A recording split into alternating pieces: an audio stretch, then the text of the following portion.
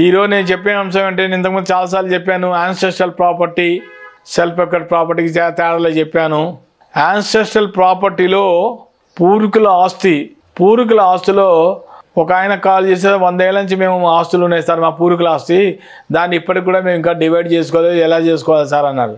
మరి ఇప్పుడు ఏదైతే బ్రతికున్నారో పూర్వీకులు, వాళ్ళ తాతలు ముత్తాతలు, వాళ్ళ అప్పంచి వాళ్ళ కొడుకులు కూతుళ్ళు అప్పుడు వాళ్ళు పంచుకోలేదు, వదిలేశారు.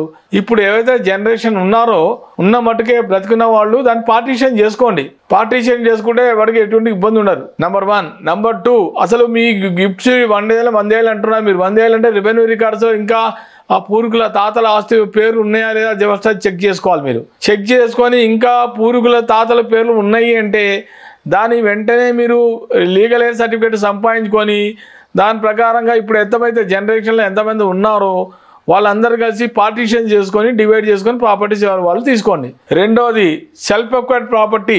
సెల్ఫ్ ఎక్వైర్డ్ ప్రాపర్టీ అంటే స్వార్జిత ఆస్తి. తండ్రి కానీ తల్లిదండ్రుల్లో ఎవరు సంపాదించుకున్నా ఆ ఆస్తులు అడిగే హక్కు ఎవరికీ లేదు.